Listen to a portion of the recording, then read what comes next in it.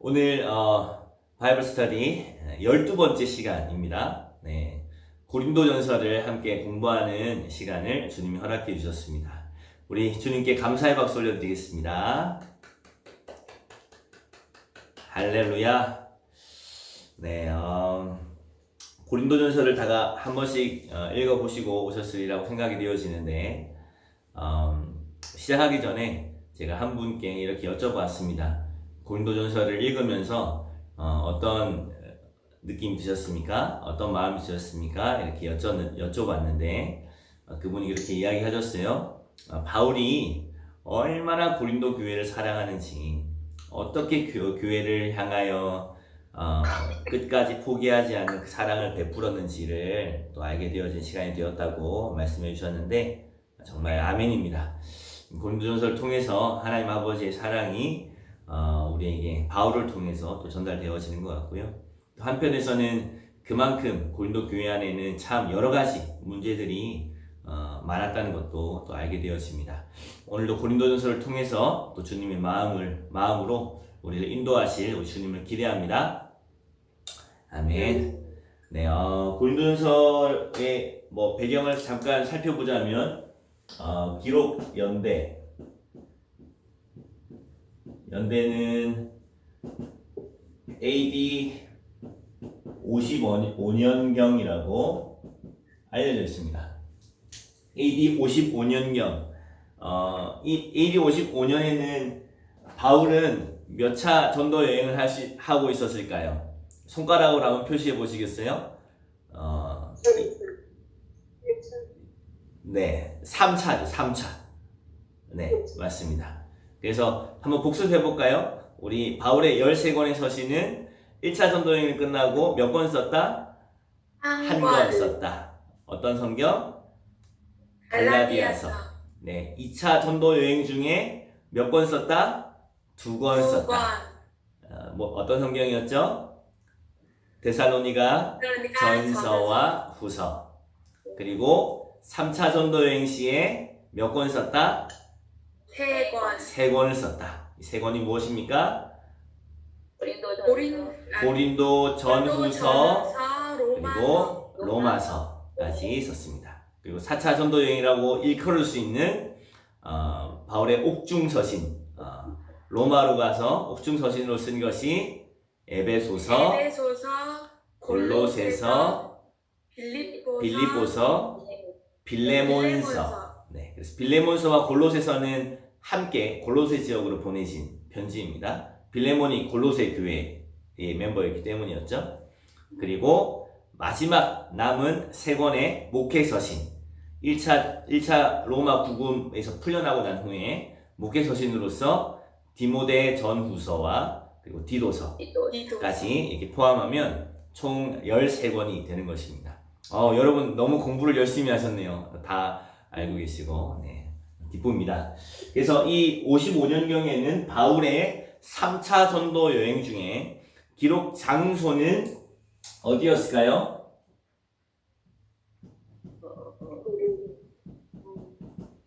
에베소에서 에베소 두란노에서 오랜 2년이 넘는 시간을 에베소에 머물렀던 그때에 고린도로부터 문제가 있다는 사실을 듣게 되었고, 그래서 사실은 고린도전서를 쓰게 된 거죠.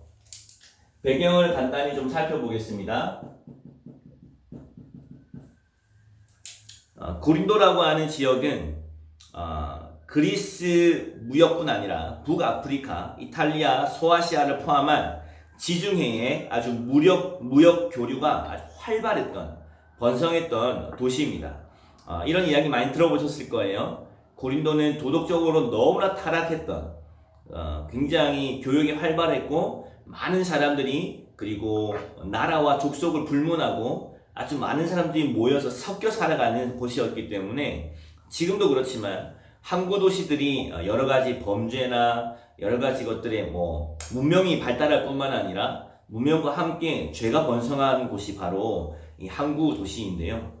얼마나 도덕적으로 타락했는가 하면 그 도시의 이름 고린도라고 하는 그 뜻이 방탕과 도덕적인 타락을 상징하는 뜻이었다고 이야기를 할 만큼 너 정말 고린도 사람 같아 이렇게 하면 너 정말 음란한 사람이구나 타락한 사람이구나 라고 이야기를 할 만큼 고린도가 그런 음란과 타락의 대명사였다는 사실을 우리는 알게 되어집니다. 그러니까 이 고린도의 교회가 세워지는 일이 얼마나 어려운 일이었을지를 우리 생각을 해봐야 돼요.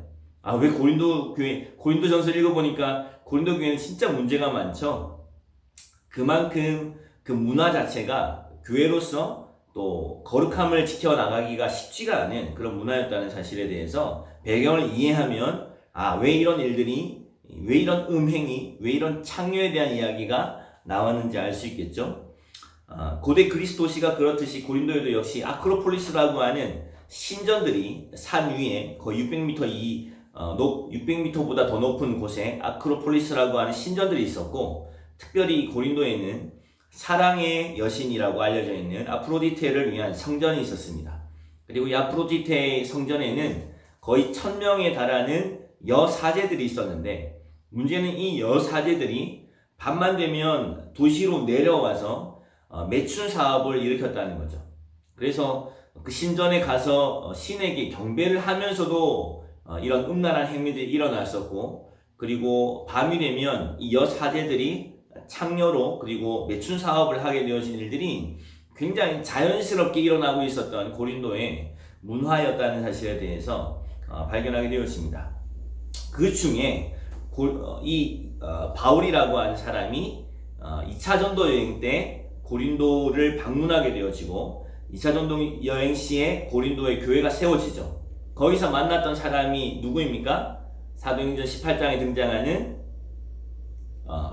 브리스길라와 아굴라입니다. 브리스길라와 아굴라가 글라우디오 때에 로마로부터 유대인을 나가라고 한 명령을 듣고 도착한 곳이 고린도였던 것을 볼 때 많은 방랑자들이 이곳에 가면 그래도 살 수 있을 거라고 하는 희망을 가질 수 있는 그런 도시였을 거라고 생각이 되어집니다.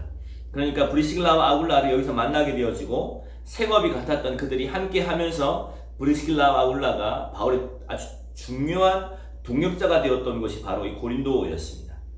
바울은 2차 전도 여행 시에 고린도에 얼마의 기간을 머물렀을까요? 1년 6개월의 기간을 머물렀습니다. 1년 6개월의 기간, 적지 않은 기간을 머무르면서 그곳에 교회를 세웠습니다. 그 후에 바울은 브리스길라와 아굴라와 함께 에베소를 들렀다가 예루살렘으로 돌아가게 되었는데, 그러면 교회의 그 지도자가 비어있지 않았겠습니까? 그때 브리스길라와 아굴라가 에베소에서 만났던 아볼로라고 하는 이 성경에 능통한, 학문이 많았던, 성경에 능통했던 이 아볼로라는 사람에게 십자가의 도의 핵심을 가르치고 난 후에, 그리고 이 아볼로라는 사람이 아가야 지역으로 건너갔다라고 하는 표현이 사도행전에 기록되어 있습니다. 그러니까 고린도전서를 읽어보아도 아볼로가 거의 바울만큼이나 고린도 교회에 아주 강력한 영향을 미쳤던 지도자 중에 한 사람이었다는 사실을 우리는 알게 되어지죠. 그래서 아볼로로 하여금 고린도 교회에 섬김을 받게 되어진 일들이 사도행전을 통해서 기록이 되어져 있습니다. 그래서 이것이 고린도전서의 배경이라고 이야기할 수 있겠고요. 기록 목적이 있습니다. 기록 목적이 무엇이냐면, 세속적인 문화와 완전히 단절하지 못한 고린도 교회에는 심한 분열이 일어나게 되었고요. 그리고 육신적인 성향과 미성숙함을 보여주었습니다. 그 중에 말씀에 대한 은사가 있었던 아볼로라고 하는 지도자가 한동안 그 교회에서 사역을 했는데, 그를 추종하는 그룹이 생겨난 것입니다. 고린도 교회의 가장 심각한 문제는 세속성, 곧 주변 문화와 단절되지 않은 그런 태도였습니다. 대부분의 신자는 이기적이고 부도덕했으며 이유적인 생활을 과감하게 끌어내지 못했어요. 그로 인해서 여러 가지 문제들이 발생하죠. 고린도 교회에 있었던 문제들 기억나시는 거 있으세요? 어떤 문제들이 있었죠? 네, 음소거가 네? 분쟁. 방을 짓는 것. 방을 짓는 것. 음행. 음란한 문제. 우상숭배. 뭐 지금 계속 이야기가 나올 수 있을 만큼 고린도 교회는 아주 문제가 많은 그런 교회였고, 그 문제에 대해서 일일이 열거하고 있는 것이 바로 이 고린도전서입니다. 한편에서는 어떻게 교회가 이럴 수 있나 하는 생각이 들지만, 어떤 분은 이렇게 표현하기도 하시더라고요. 고린도 교회가 많은 문제를 가지고 있었기 때문에 우리는 고린도전서라고 하는 아주 소중한 보물을 가지게 되었고, 이 고린도전서라고 하는 이 소중한 보물을 통해서 오늘날에 일어나는 교회 안에서 많은 문제들을 우리는 성경 안에서 답을 얻을 수 있다라고 이야기를 하는 것을 들어본 적이 있습니다. 그러므로 우리의 삶 가운데 찾아오는 참 안 좋고, 그리고 우리의 느낌, 감정으로는 참 이런 일은 안 일어났으면 좋을 법했는데 하는 그런 일들도 사실은 하나님의 손 안에서는 합력하여서 선을 이룰 수 있다는 사실에 대해서 우리는 알게 되었습니다. 특별히 이 고린도전서 기록하기 전에 사실은 지금 성경에 기록되어 있지 않은 분실된 편지라고 하는 편지가 하나 더 있었습니다. 그러니까 바울은 고린도 교회에 최소한 4통의 편지를 쓴 것으로 알려져 있습니다. 이 이상이었을 수 있겠지만 우리가 짐작해 볼 수 있는 것은, 성경을 통하여 짐작해 볼 수 있는 것은, 첫 번째가 분실된 편지라고 알려져 있는 편지고요. 두 번째가 고린도전서입니다. 그래서 고린도전서에 보면 5장 9절에 보면 내가 너희에게 쓴 편지에 이런 표현이 고린도전서에 나옵니다. 그러니까 그 전에 편지가 있었다는 것을 의미하죠. 아멘. 네, 그 전에 있었던 편지가 바로 분실된 편지라고 하는 편지이고, 두 번째 편지가 고린도전서입니다. 그리고 고린도전서와 고린도후서 사이에 하나의 편지가 더 있었습니다. 그래서 고린도후서를 보면, 고린도후서 2장 4절에 보면 내가 마음에 큰 눌림과 걱정이 있어 많은 눈물로 너에게 썼노니 라고 하는 편지가 있다는 사실을 알게 되어집니다. 그래서 고린도전서와 고린도후서 사이에 엄한 편지 혹은 눈물의 편지라고 알려져 있는 편지가 아주 강력한 어조로 쓰였고, 그 편지로 인하여서 바울이 굉장히 괴로워하고 마음이 근심했다는 사실을 알게 되어집니다. 그래서 총 4통의 편지가 있었는데 고린도전서는 두 번째 편지, 고린도후서는 4번째 편지로 알려져 있습니다. 바울은 에베소에 있는 동안에 고린도에 있었던 여러 가지 문제들에 대한 이야기를 듣게 되었고, 실제로 편지를 썼을 뿐만 아니라 실제로 한번 방문했던 것으로 알려져 있습니다.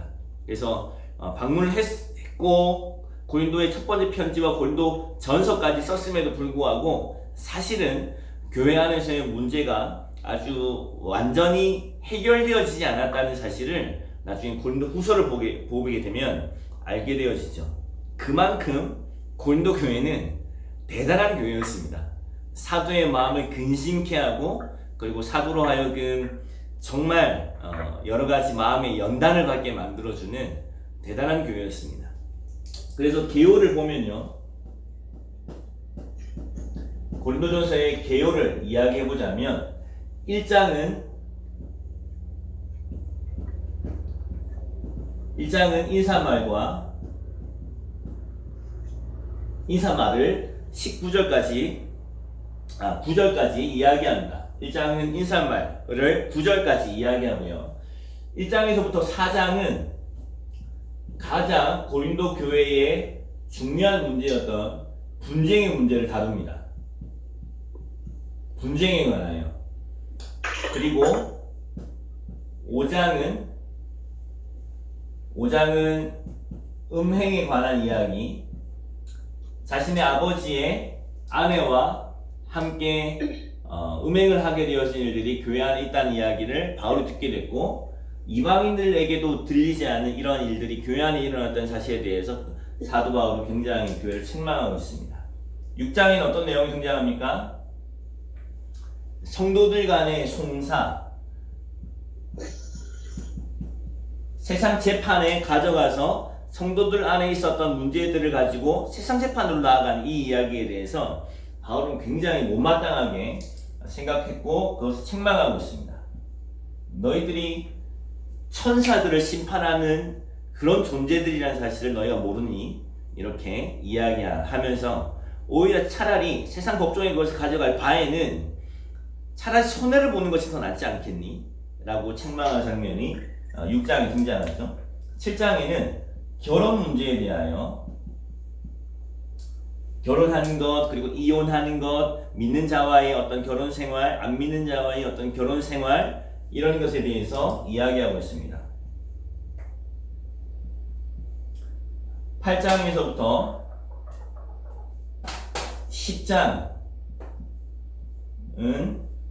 음식, 먹는 문제에 대하여 우상에게 바쳐진 그 음식을 먹어도 되는가, 아니면 먹어서는 안 되는가에 대하여서 여러 가지 궁금증을 가지고 있었던 이 고린도 교회에게 음식에 관하여 이야기하고 있죠. 그리고 11장부터 14장은 한마디로 여러 가지 이야기를 다루고 있지만 예배에 대하여라고 이야기할 수 있겠습니다. 그래서 예배에 대하여 어떤 여자가 머리에 무엇을 쓰는 것이 옳으냐, 벗는 것이 옳으냐, 그리고 여러 가지 은사들에 대해서 질서 없이 은사가 난무하는 고린도 교회에게 하나님은 무질서한 하나님이 아니시라 질서의 하나님이신 것과 방언의 역할과 예언의 역할, 그리고 가장 좋은 은사인 바로 사랑에 대하여서 기록하고 있는 것도 바로 이 예배에 대한 영역에 함께 포함되어진다고 생각이 되어집니다. 그래서 11장부터 14장까지는 교회 안에서의 모임, 예배에 대하여서 기록하고 있고요. 15장은 부활에 대하여, 어떤 부활이 없다는 자들을 향하여서 아주 강력하게 만약에 부활이 없다면 우리와 같이 불쌍한 사람이 어디 있겠니? 부활은 반드시 있다는 사실에 대해서 이야기합니다. 그리고 16장에 마지막 당부를 기록하는 것으로서 고린도전서가 마무리되었습니다. 만약에 이 고린도전서를 크게 두 부분으로 나누자면 이런 말씀들이 좀 힌트가 되어질 수 있겠는데요. 고린도전서 1장 11절과 그리고 고린도전서 7장 1절을 한번 보도록 하겠습니다. 성경을 한번 보시겠어요? 고린도전서 1장 11절.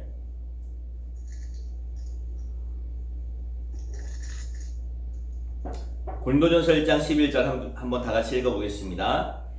시작. 내 형제들아, 글로이의 집 편으로 너희에 대한 말이 내게 들리니 곧 너희 가운데 분쟁이 있다는 것이라. 여기 뭐라고 표현하고 있습니까? 너희 가운데 분쟁이 있다는 이야기를 내가 듣게 되었는데 그 이야기를 누구에게서부터 들었다고요? 글로에라고 하는 사람으로부터 듣게 되었다는 거예요. 바울은 지금 어디에 있습니까? 에베소에 있죠. 에베소에 있는데 글로에라는 사람이 고린도 지역에 있었던 고린도 교회의 멤버였죠. 글로에라는 사람이 에베소로 와서 바울에게 이야기를 들려준 것입니다. 그 이야기의 핵심 내용이 바로 분쟁에 관하여, 그리고 교회 안에 일어나고 있는 음행에 관하여, 그리고 성도들 간에 서로를 세상법정에 고소하는 송사에 대한 이야기를 글로에라고 하는 사람이 들려준 것으로 이해하시면 되겠습니다. 그리고 4장 1장부터 6장의 이야기가 다 끝나고 7장 1절을 가보시면 7장 1절에 이렇게 이야기하죠. 다 같이 읽어보겠습니다. 시작. 너희가 쓴 문제에 대하여 말하면 남자가 여자를 가까이 아니함이 좋으나. 아멘. 자, 무엇을 알 수 있습니까? 너희가 쓴 문제에 대하여 이렇게 이야기하죠. 그것은 고린도 교회 안에 있었던 여러 가지 문제들이나 혹은 결혼에 관하여, 예배에 관하여 궁금하고 의문이 들었던 것들에 대해서 고린도 교회가 바울에게 편지를 쓴 것입니다. 그러니까 이 글로의 지편으로부터 들려왔던 이야기들과 그리고 이 고린도 교회의 편지에 대하여 바울은 고린도 전서에 답을 하고 있는 것이죠. 그래서 크게 두 부분으로 나누자면 7장을 기점으로 하여 전반부는 글로의 시편으로 들려왔던 이야기에 대한 바울의 생각과 바울의 권면에 대해서 담아 놓았고 7장 1절부터는 너희가 나에게 쓴 편지 그 글에 이런 질문들이 있었구나 하고 결혼에 대해서 예배에 대하여 음식에 대하여 은사들에 대하여 이렇게 기록하고 있다라고 이해하시면 크게 구조가 나누어질 거라고 생각이 되어집니다. 제 개인적인 생각으로서의 핵심 구절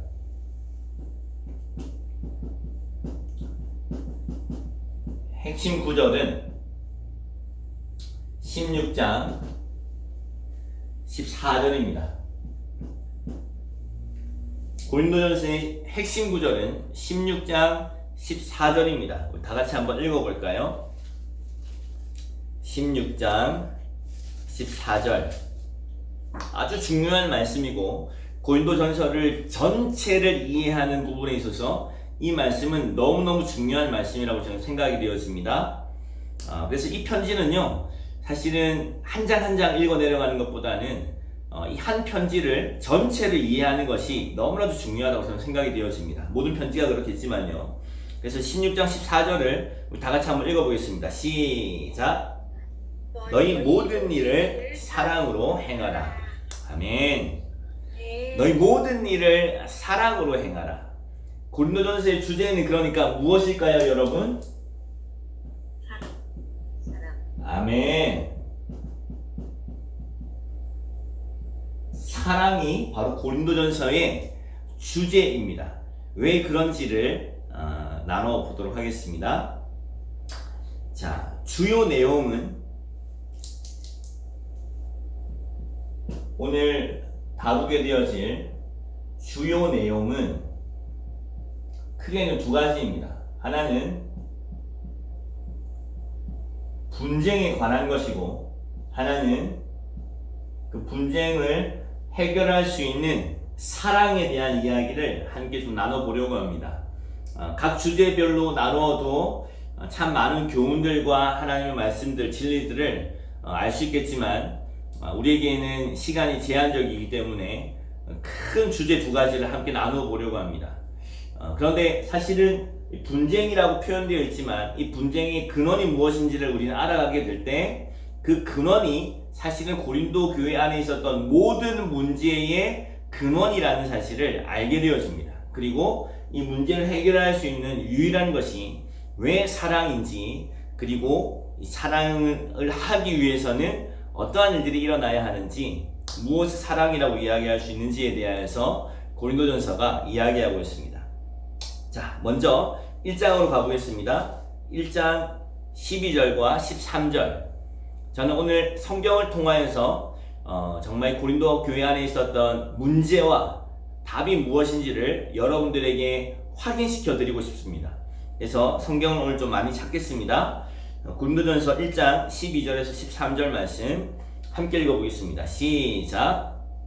내가 이것을 말하거니와 너희가 각각 이르되 나는 바울에게, 나는 아볼로에게, 나는 게바에게, 나는 그리스도에게 속한 자라 한다는 것이니 그리스도께서 어찌 나뉘었느냐? 바울이 너희를 위하여 십자가에 못 박혔으며 바울의 이름으로 너희가 세례를 받았느냐? 분쟁이 있었다는 것입니다. 파당이 있었다는 것입니다. 이 문제는 하나의 문제입니다.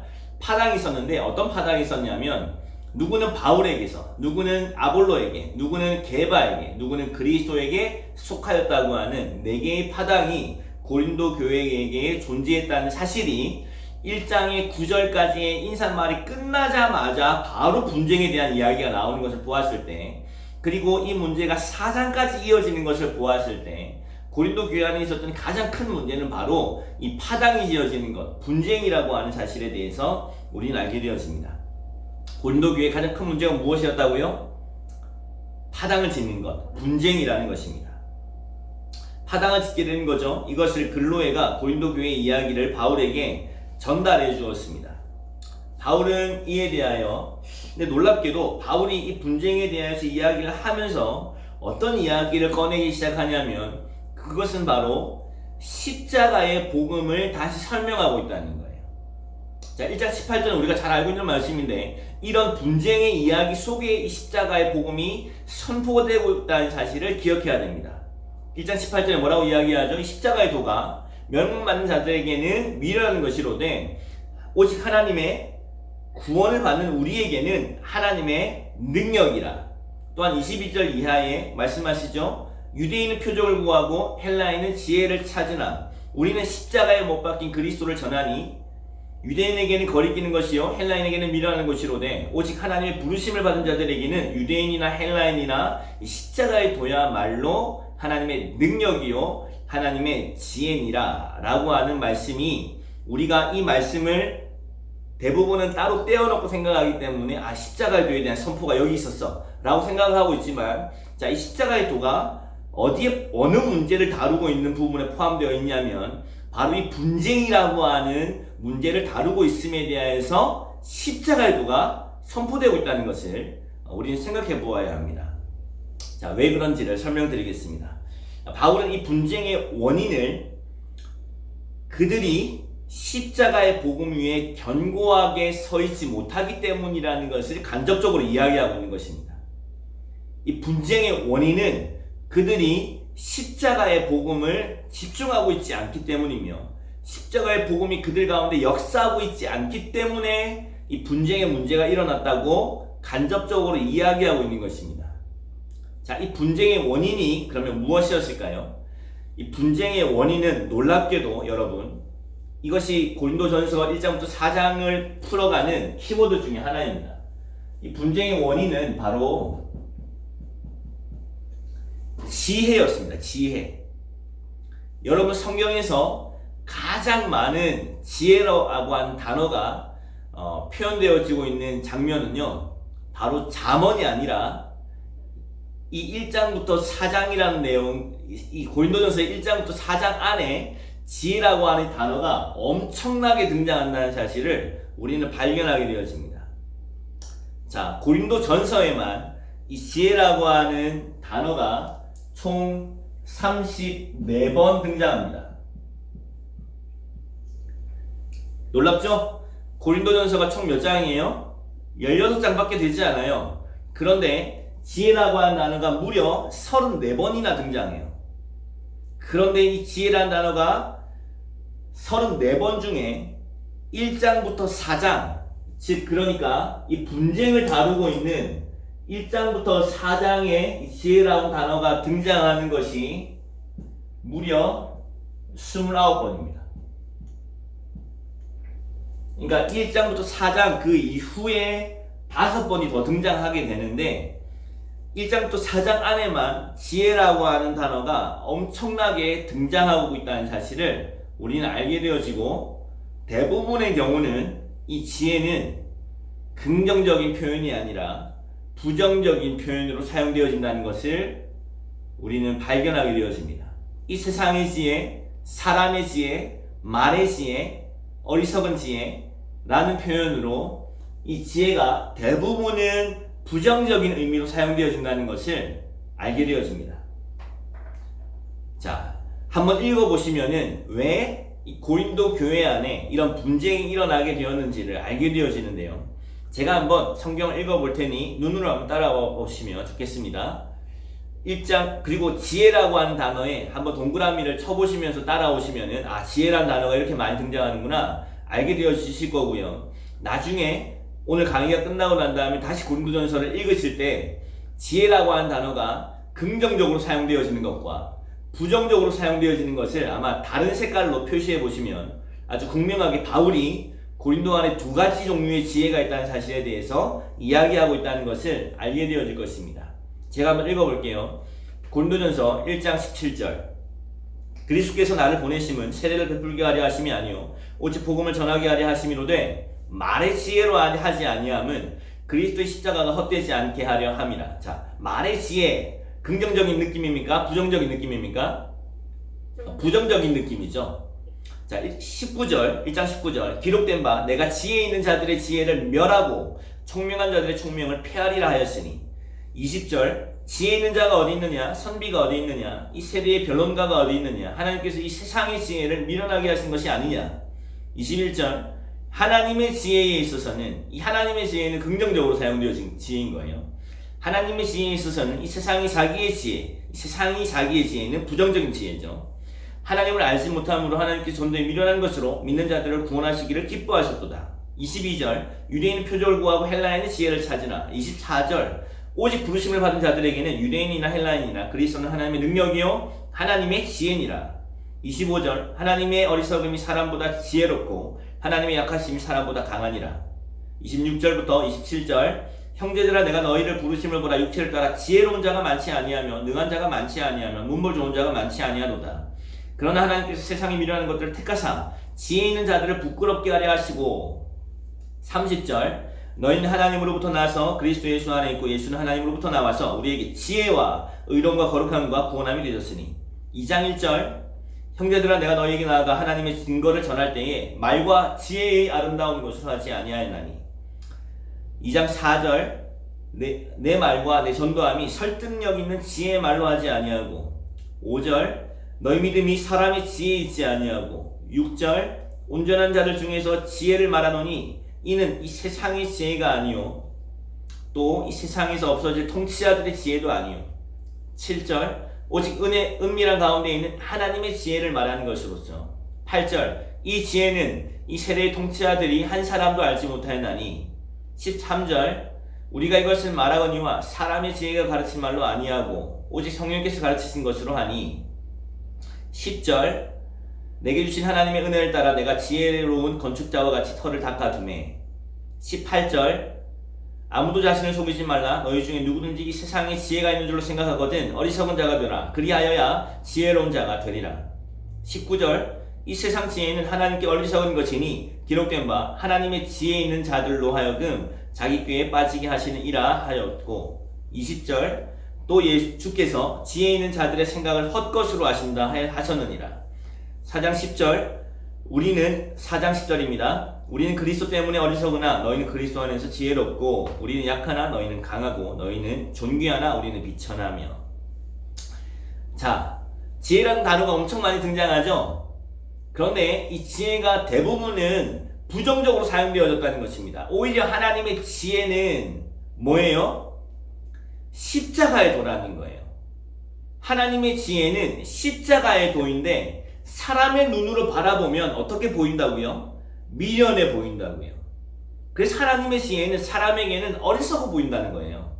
근데 사람의 지혜가 하나님의 어리석음보다 더 낫지 못하다는 거죠. 그래서 하나님의 지혜의 특징은 미련해 보인다는 것입니다. 십자가의 도가 그랬던 것처럼 말이죠. 그리고 또 하나의 지혜가 등장하는데 그것은 바로 사람의 지혜, 이 세상의 지혜. 하나님은 이 지혜 있는 자들의 지혜를 패하시는 분이시며 총명한 자들의 총명을 패하시는 분으로서 하나님을 표현하고 있습니다. 그러나 하나님의 어리석음이 사람보다 지혜롭고 하나님의 약하심이 사람보다 강함을 강조하고 있죠. 자, 이 분쟁의 원인이 무엇입니까? 그러니까 바로 사람의 지식과 사람의 지혜로부터 이 분쟁이 일어나기 시작했다는 것입니다. 왜냐하면 이 지혜는 우리를 어디론가 이끌어가는데 어디로 이끌어갑니까? 지혜는 우리를 반드시 자랑으로 이끌어갑니다. 그리고 이 자랑은 교만이라는 열매를 맺는다고 이야기하고 있어요. 이 자랑에 관하여 고린도전서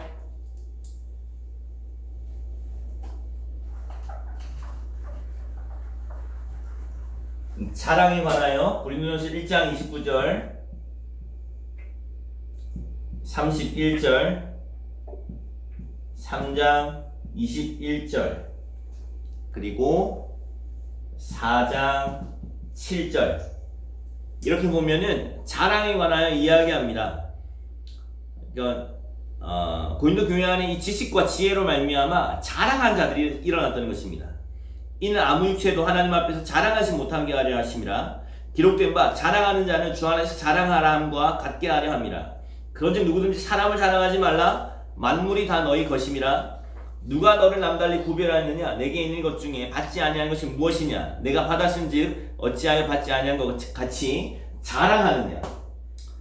자랑으로 말미암아 무엇이 발생했냐면 교만이 나타나기 시작했습니다. 4장 6절 18절 19절의 이야기를 보면 형제들아 내가 너희를 위하여 이 일에 나와 아볼로를 들어서 본을 보였노니 이는 너희로 하여금 기록된 말씀 밖으로 넘어가지 말라 한 것을 우리에게서 배워 서로 대적하여 교만한 마음을 가지지 말게 하려 함이라. 18절 어떤 이들은 내가 너희에게 나아가지 아니할 것 같이 스스로 교만하였으나 19절 주께서 허락하시면 내가 너희에게 속히 나아가서 교만한 자들의 말이 아니라 오직 그 능력을 알아보겠노니 이렇게 이야기합니다. 자, 이것을 통해서 우리에게 알게 되어지는 것은 무엇이냐면 고린도 교회 안에 있었던 이 분쟁의 문제는 근본적으로 교만의 문제였고 교만하게 되어진 이유는 자랑하는 것이었으며 그 자랑의 이유가 무엇이었냐면 스스로 지혜롭다고 생각하는 것이었다는 것입니다.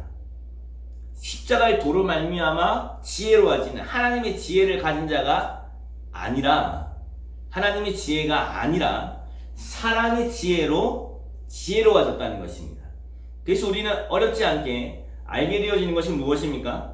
내 파당의 이름입니다. 하나는 바울에게서부터 이 교회가 바울에게서부터 자라났기 때문에 태어났기 때문에 바울을 추종한 사람들이 있었던 것은 어쩌면 당연한 이야기였겠죠. 근데 두 번째 사람이 누구였습니까?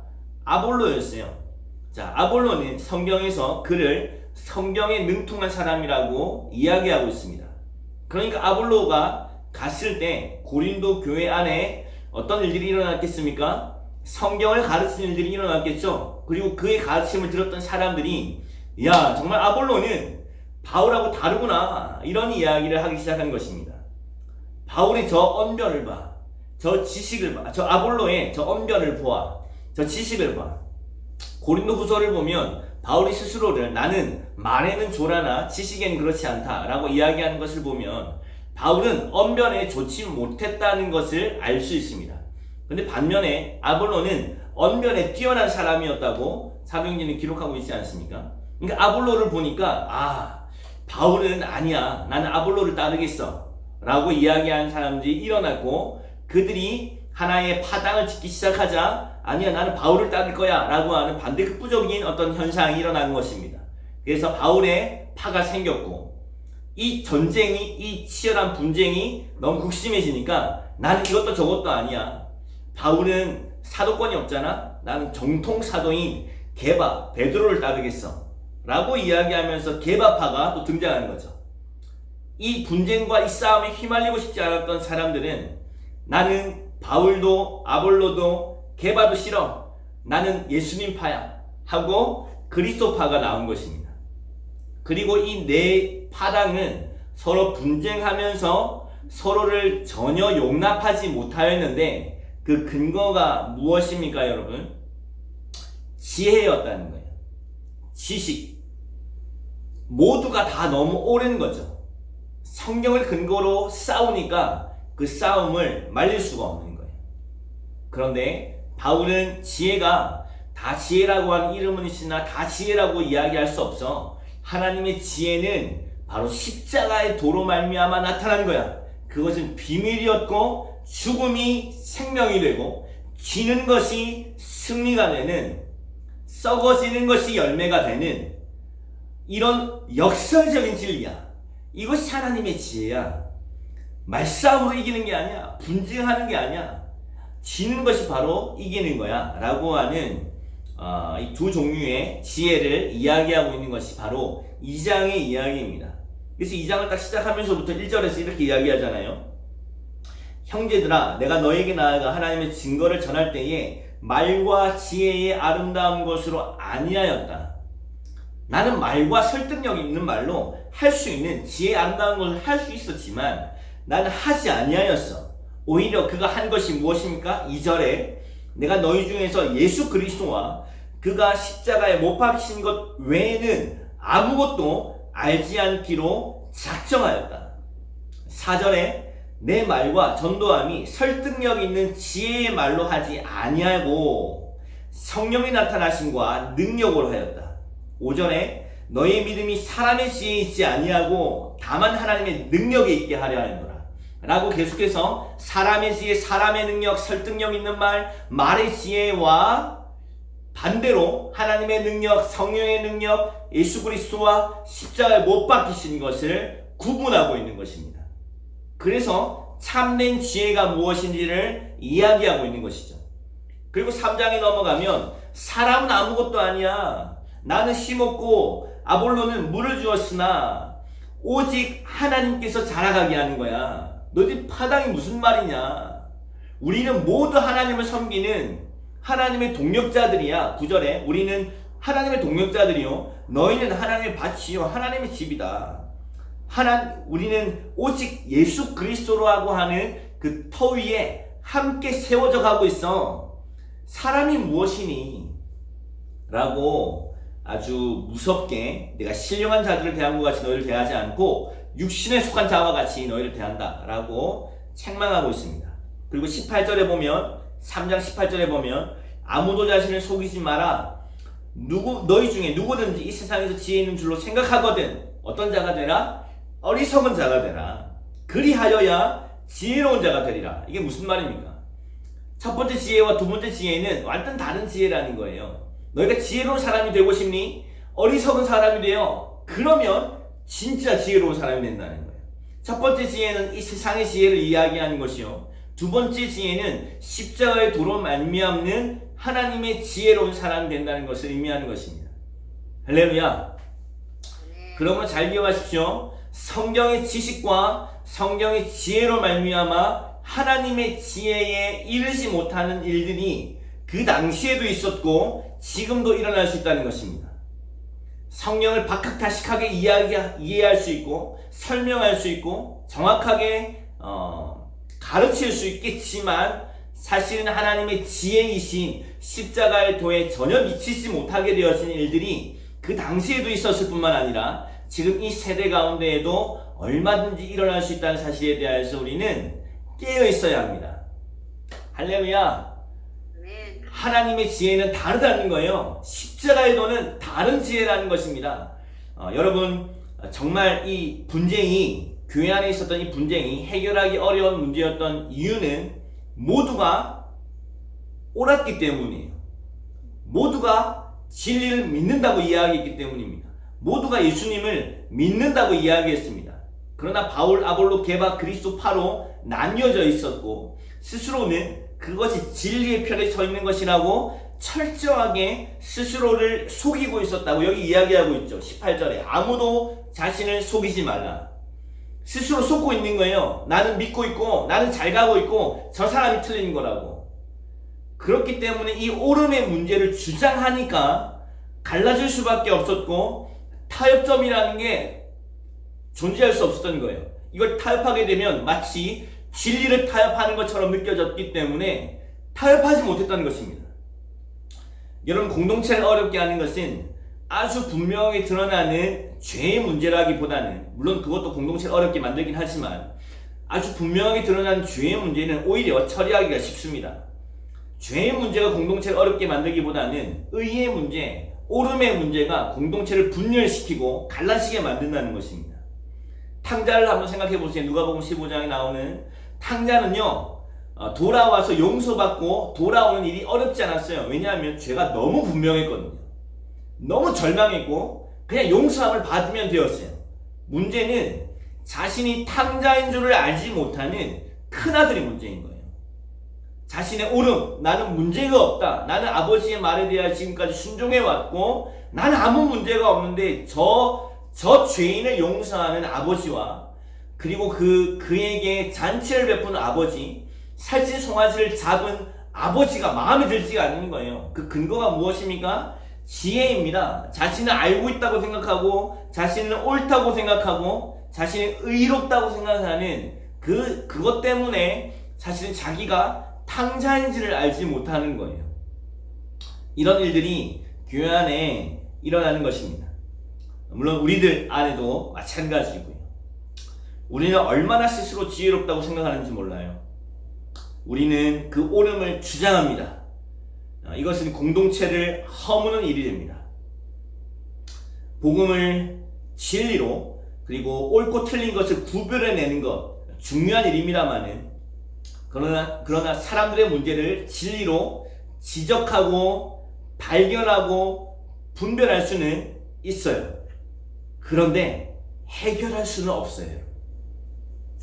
아주 날카로운 복음에 대한 진리로 분별하고 비판할 수는 있지만 그러나 그 문제를 해결할 수는 없다는 사실에 대해서 성경이 이야기해주고 있는 거예요. 오히려 그 일은 파당을 짓게 만들고 분열이 일어나게 만드는 것입니다.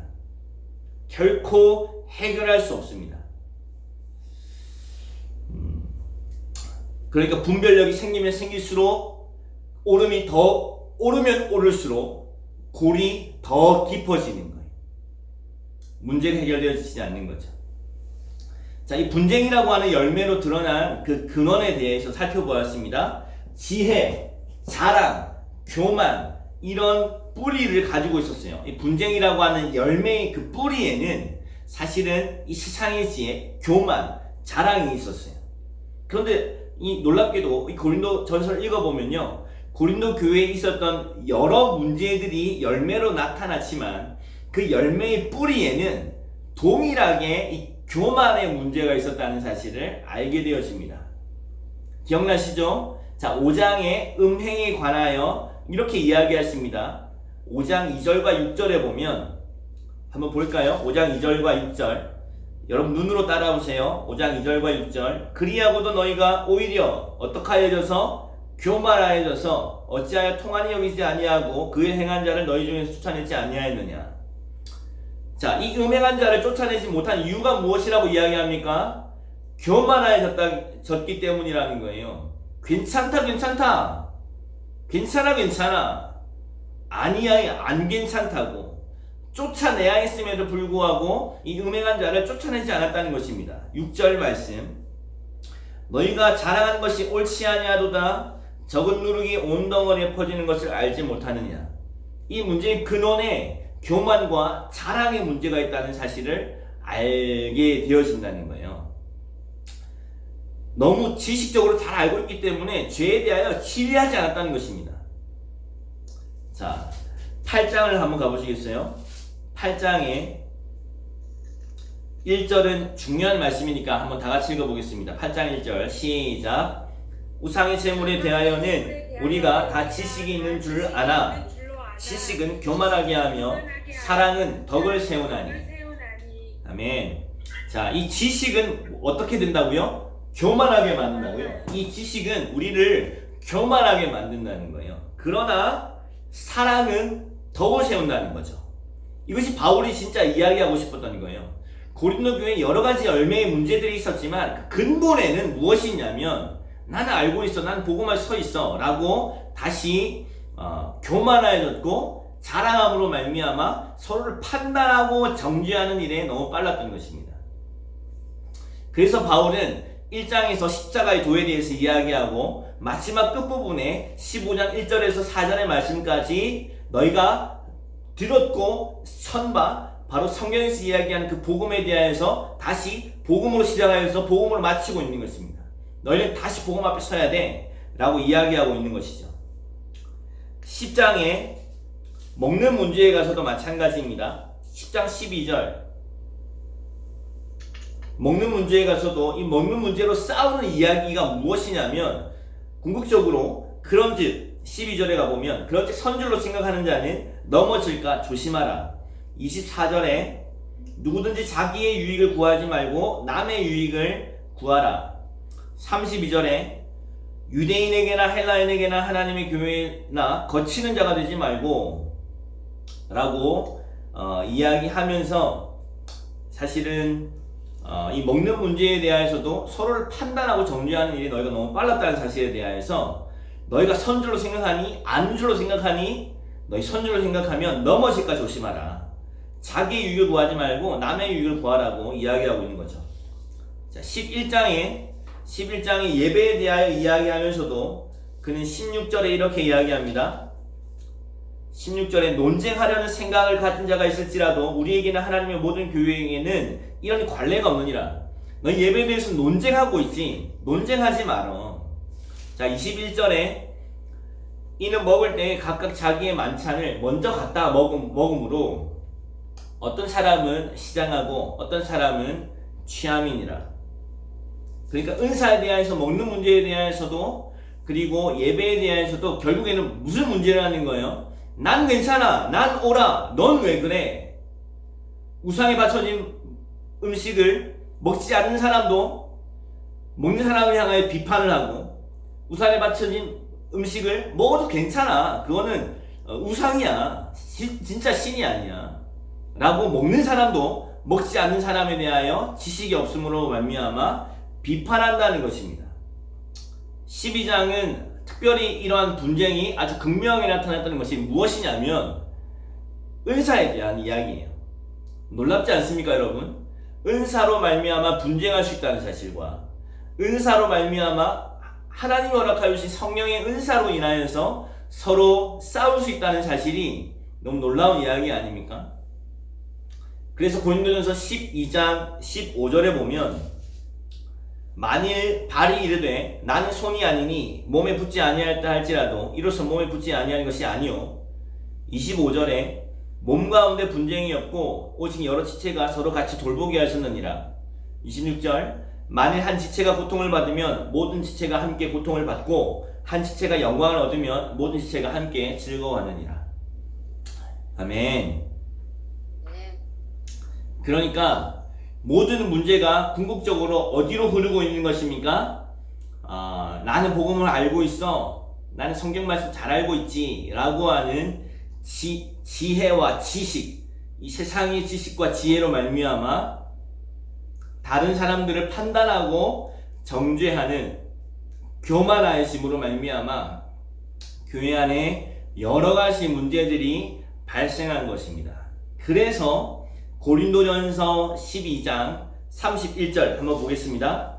고린도전서 12장 31절을 보면 바울이 궁극적으로 이야기하고 싶었던 것을 여기서 이야기하고 있습니다.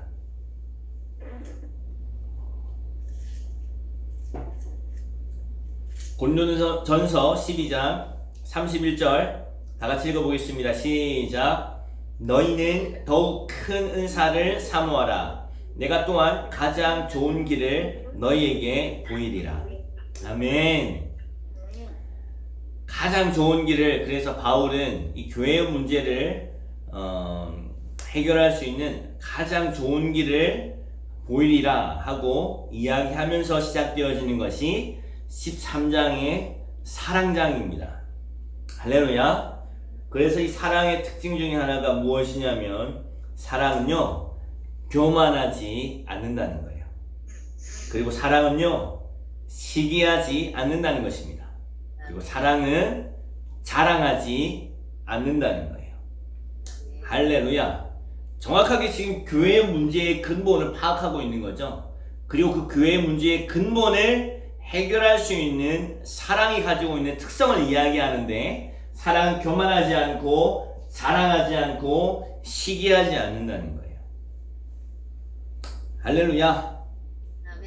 그러므로 교회 문제는 한 근원을 가지고 있음을 우리는 알 수 있습니다. 그것은 십자가의 복음에 근거하고 있는 사랑 없음이었어요. 바로 사랑의 문제였다는 것입니다. 공동체의 문제를 해결하는 것은 바로 사랑입니다. 그리고 이 사랑은 십자가로 나타나게 되어 있습니다.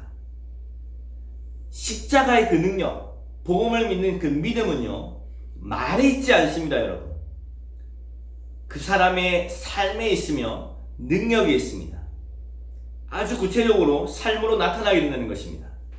그것에 관해서 사도 바울은 자신의 삶을 통하여 메시지를 던지고 있는데요, 십자가의 복음이 실제가 된 사람을 통하여 나타나는 사랑이 어떻게 나타났는지를 자신의 삶을 이야기하고 있는 것이 바로 아주 중요한 바로 이 여기 있는 말씀들이에요. 바울은 십자가의 복음이 실제가 되어진 삶에 대하여서 4장 그리고 9에서 10장 13장에서 이야기하고 있어요. 나중에 이 말씀들을 천천히 한번 읽어보십시오. 사도 바울은 자신의 삶을 통하여서 복음을 전하고 있는 것입니다. 이것이 무엇을 의미하는지 제가 어느 정도는 읽어보겠습니다만은 나머지 부분들은 여러분들이 성경을 읽으시면서 정말 그렇구나 하고 확인하시는 시간이 되기를 축복합니다. 그래서 고린도전서 4장을 한번 가보시겠어요? 4장. 정말 사랑이 십자가의 도가, 십자가의 비밀이, 십자가의 복음이 실제가 되었다면 이렇게 살아가는 거야 라고 4장 8절부터 제가 한번 읽어볼게요. 4장 8절. 이 문제의 핵심을 이렇게 짚습니다. 너희가 이미 배부르며 이미 풍성하며 우리 없이도 왕이 되었도다. 우리가 너희와 함께 왕노릇하기 위하여 참으로 너희가 왕이 되기를 원하노라. 그러니까 고린도 교회의 문제는 무엇입니까? 다 왕이 된 거예요. 교만하신 거예요. 그런데 십자가의 복음이 실제가 되면 어떻게 되는지를 이야기합니다. 9절에 내가 생각하건대 하나님이 사도인 우리를 죽이기로 작정된 자같이 끄트머리에 두심에 우리는 세계 곧 천사와 사람에게 구경거리가 되었노라. 우리는 그리스도 때문에 어리석으나 너희는 그리스도 안에서 지혜롭고 우리는 약하나 너희는 강하고 너희는 존귀하나 우리는 비천하며 바로 이 시각까지 우리가 줄이고 목마르며 헐벗고 매맞으며 정처가 없고 또 수고하여 친히 손으로 일을 하며 모욕을 당한 즉 축복하고 박해를 받은 즉 참고 비방을 받은 즉 권면하니 우리가 지금까지 세상의 더러운 것과 만물의 찌꺼기 같이 되었도다. 할렐루야. 십자가의 복음이 실제가 되면 어떻게 된다는 것입니까? 왕이 되고 존귀해지고 부유해지고 모든 것을 얻는 자가 되어지는 것이 아니라 하나님께서 그러한 자들을 만물의 찌꺼기와 같이 비천하시고 가난하시고 잃어버리고 정처가 없고 매맞고 목마르고, 그러나 이것이야말로 바로 복음이 실제가 되어진 사랑의 모습이라고 이야기하는 것입니다. 그래서 4장 16절 이렇게 이야기합니다. 다 같이 한번 읽어볼까요? 4장 16절 이 말씀과 이 똑같은 말씀이 고린도전서에 2번 등장하는데요. 4장 16절은 밑줄을 그어 놓으시면 좋을 것 같아요. 함께 읽어보겠습니다. 시작. 그러므로 내가 너희에게 권하노니 너희는 나를 본받는 자가 되라. 할렐루야. 자, 이건 바울만의 이야기가 아니라는 거예요. 그러니까 바울이 이렇게 복음을 섬김으로 말미암아 진짜 고난을 받고 낮아지셨던 것처럼 너희도 어떻게 하라고요? 나를 본받으라고요.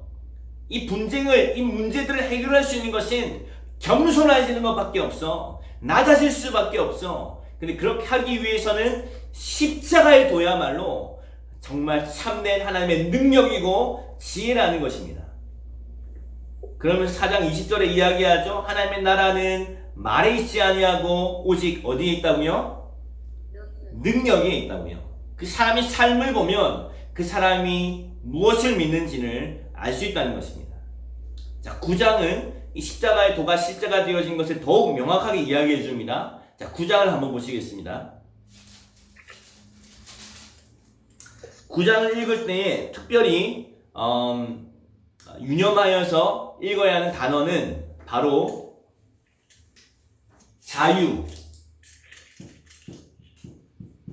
자유와 권리라는 단어를 유념하여서 한번 9장을 읽어보시면 9장에서 바울이 이야기하려고 하는 바가 무엇인지를 알 수 있게 되어집니다. 자, 9장 1절. 내가 자유인이 아니냐? 사도가 아니냐? 예수 우리 주를 보지 못하였느냐? 주 안에서 행한 나의 일이 너희가 아니냐?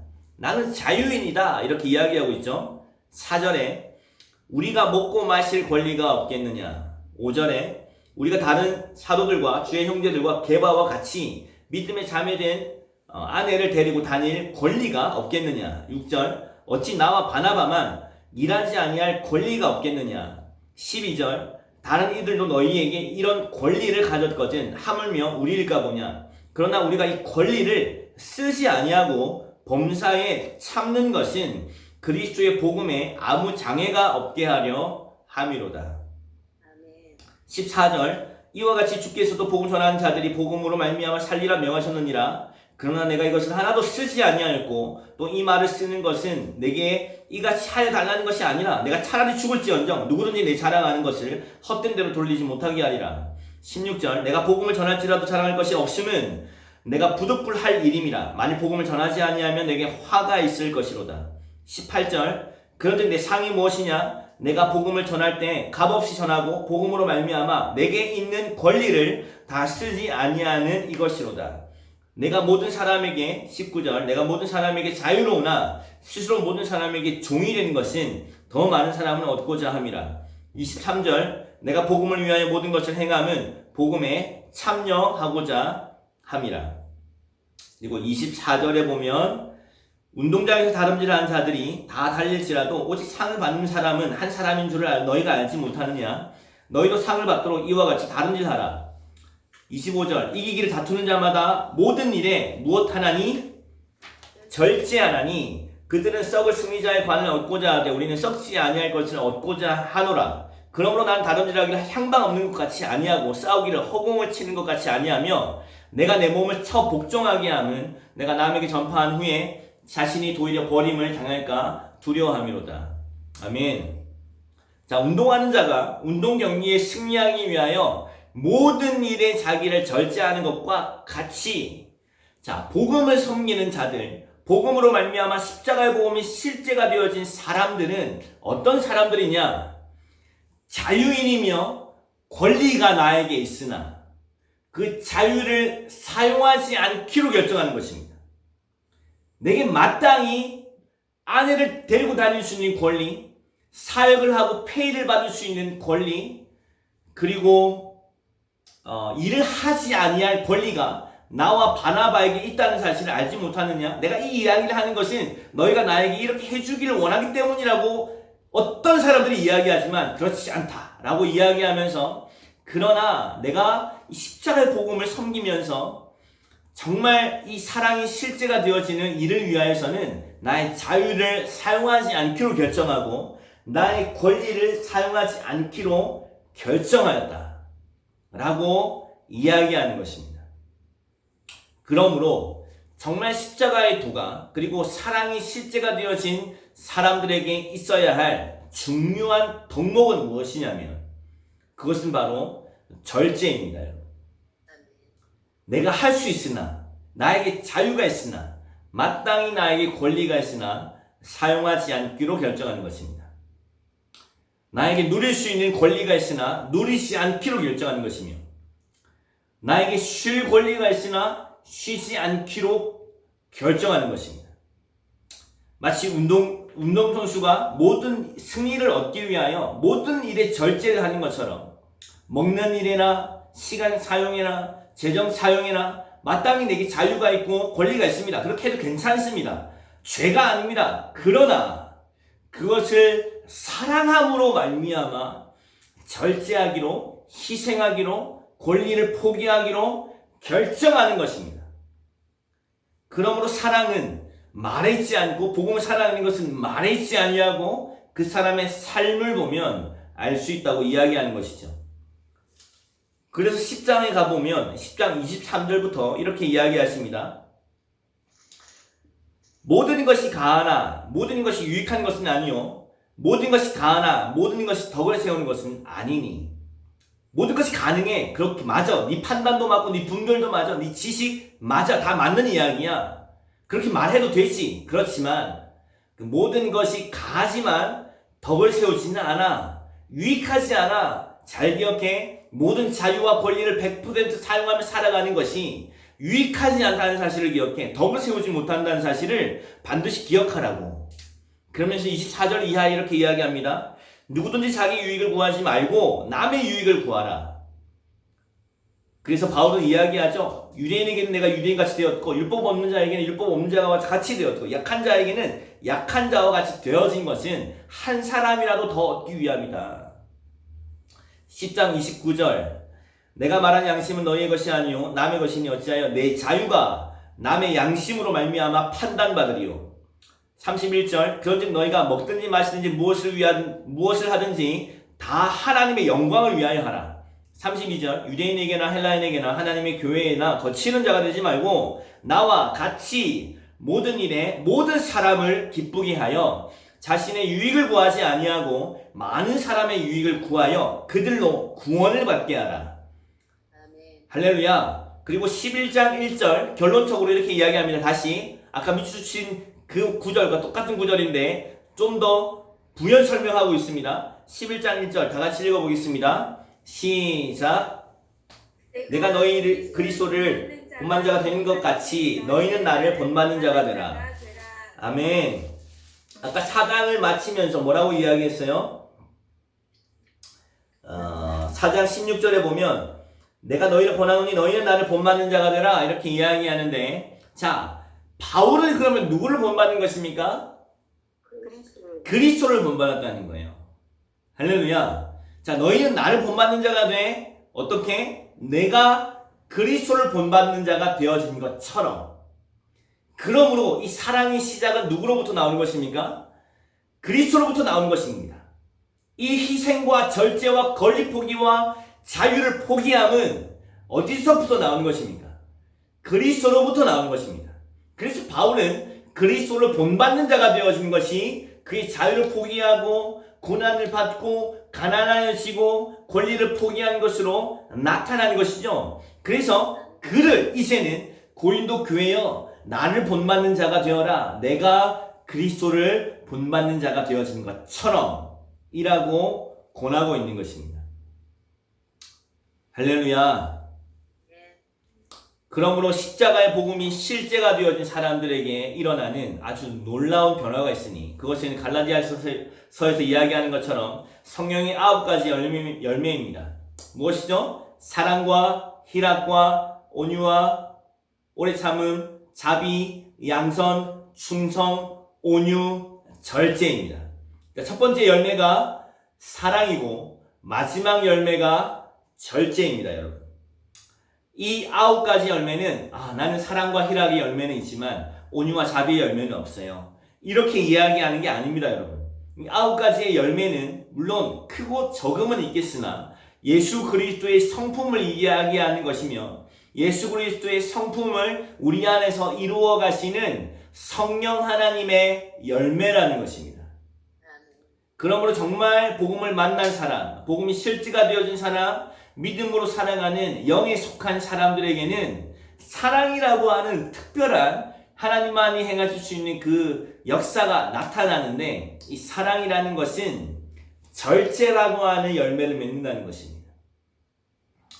그래서 우리가 지난 시간에 야고보서를 살펴보았죠. 야고보서는 정말 살아있는 믿음에 대해서 이야기해주고 있었습니다. 자, 믿음은 반드시 어떤 열매를 맺어낸다? 믿음은 어떤 열매를 맺어낸다? 순종, 맞습니다. 행함이라고 하는 열매를 반드시 맺어내야만 그 믿음이 살아있는 믿음이라는 거예요.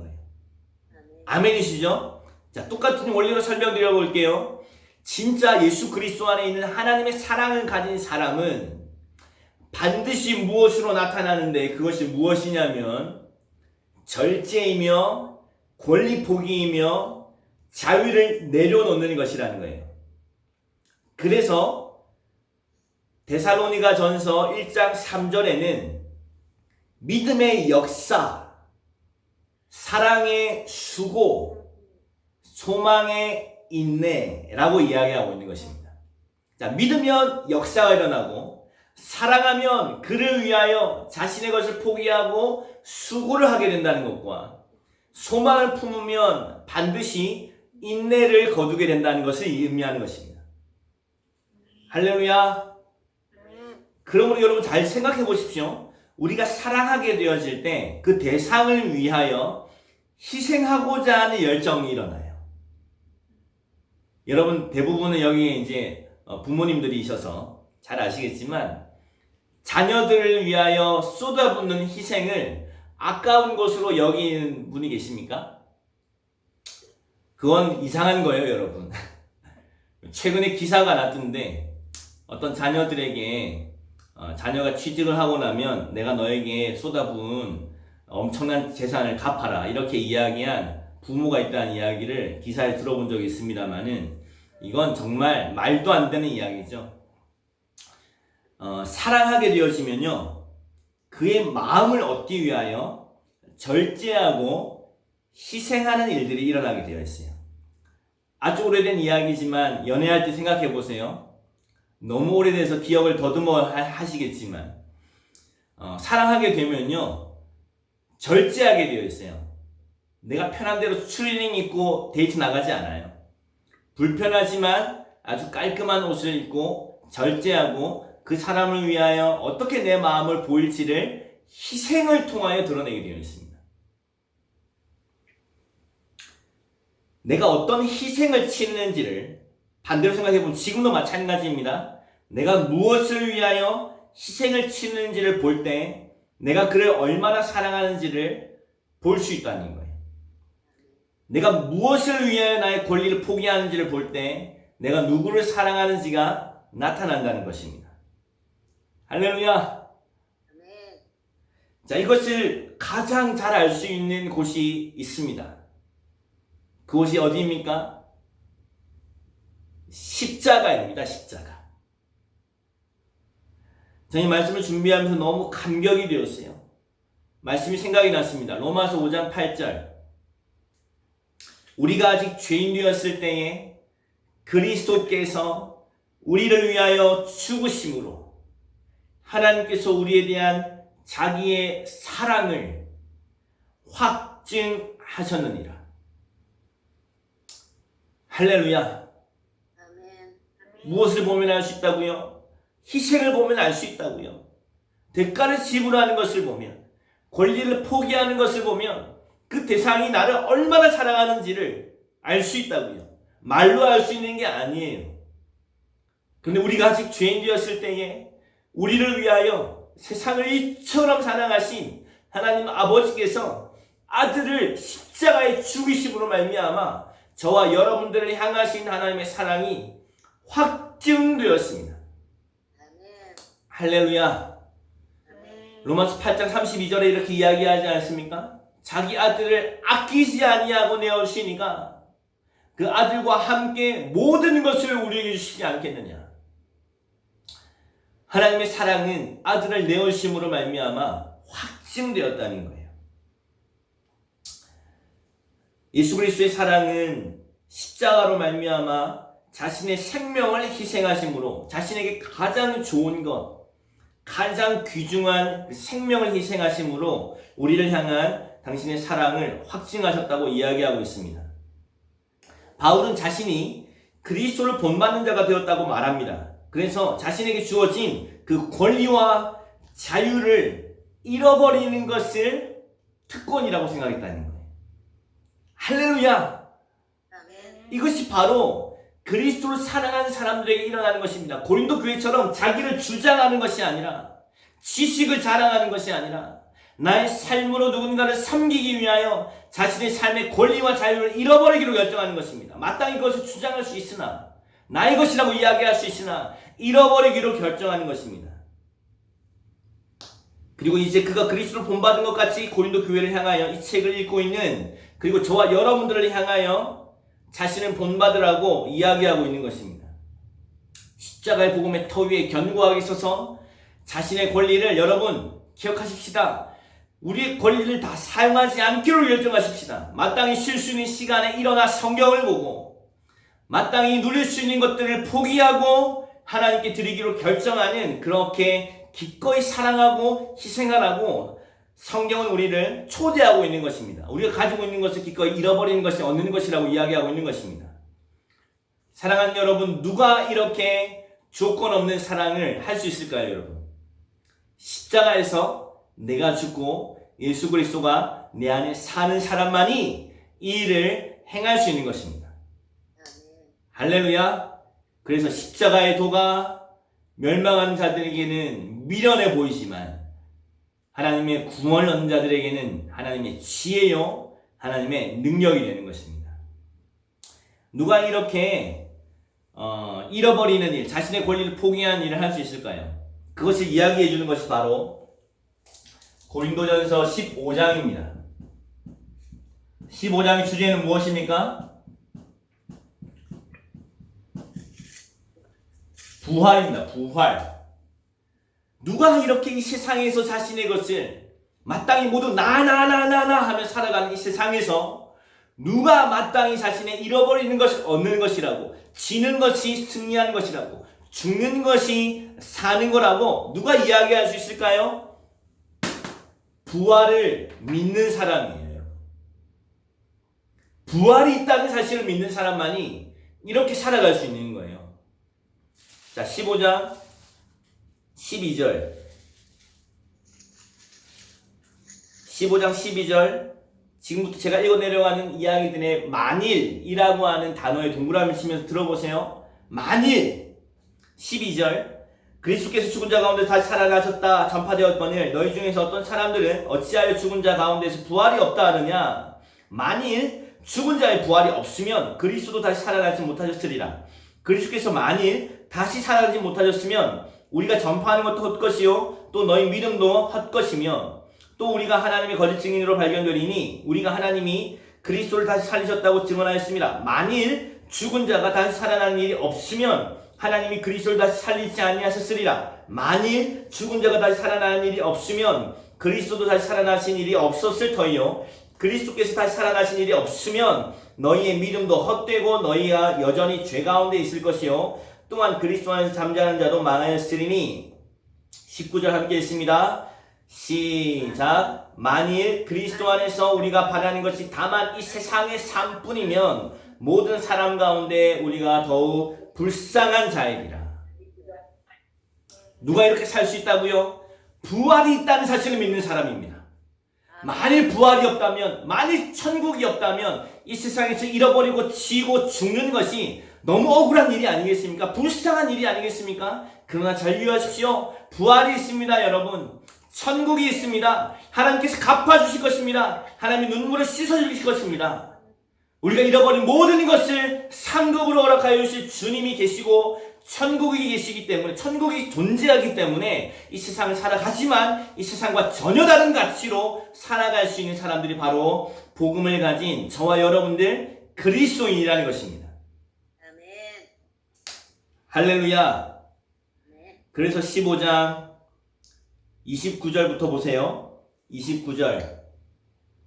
만일 죽은 자들이 동일히 살아나지 못하면 죽은 자들을 위하여 세례를 받는 자들이 무엇을 하겠느냐? 어찌하여 그들을 위하여 세례를 받느냐? 또 어찌하여 우리가 언제나 위험을 무릅쓰리요? 31절. 형제들아 내가 그리스도 예수 우리 주 안에서 가진 바 너희에 대한 나의 자랑을 두고 단언하노니 나는 날마다 죽노라. 여러분, 그리스도의 삶은 위험을 무릅쓰는 삶이라는 것입니다. 할렐루야. 나의 자랑은 날마다 죽는 것이라는 거예요.